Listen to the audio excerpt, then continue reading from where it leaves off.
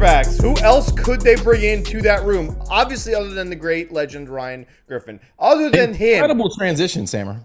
Other than that, who would you see sign, possibly sign? Josh, and I want to add something to that before you answer that. Could you put them in order? Because we've heard the guys right, Ganavium, we know the Brissetts, the Baker Mayfields, etc. Heineke seems interesting. Carr, Aaron Rodgers. Your opinion. What other veteran could they bring in, and in what order would you rank those guys? He already gave you his first one. Carr and Rodgers are out of the question. They can't afford them. Okay, so I can't believe you, man. That's done. Go. Yeah. So your list starts with Winston, and I'm gonna start with one that should be completely off the table for Bucs fans who are Mike Evans stands.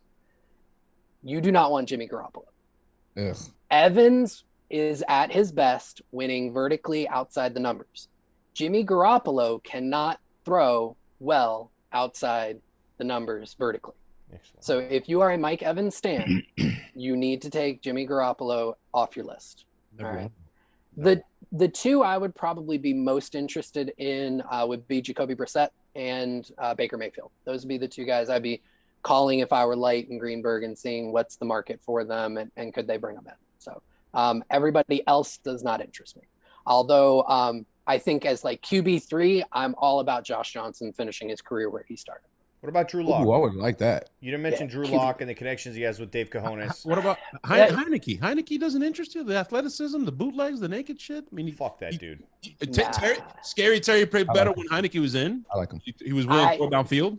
If you did not like the Jameis Winston experience, you will not like the Taylor Heineke experience. They just cut Wentz. They're probably going to try to bring Heineke back. So Heineke is a poor man's Winston, with less athleticism, less arm talent, and same bad decision making. So he's fun. I mean, it's one of those things where like you have a high end game where the defense drops the two turnover worthy plays that he's going to throw, and a couple of things connect, and you're like, oh my god, he's amazing.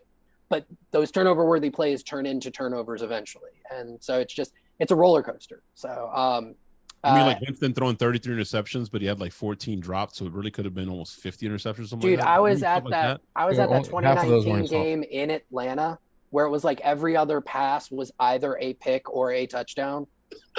Let's Dirk Cutter.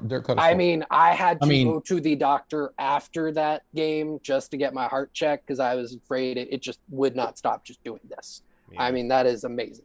You brought up Drew Lock. He's one that I did kind of overlook. I'd be fine with Lock. I mean, he's got a year in the system. There is some talent there, but again, the decision-making worries me. It's not bringing him as a starter. It's more or less somebody that could help Trask along. Sure. Maybe push him a little bit and also be a decent backup. But more importantly, could Ryan Griffin win QB1 in camp?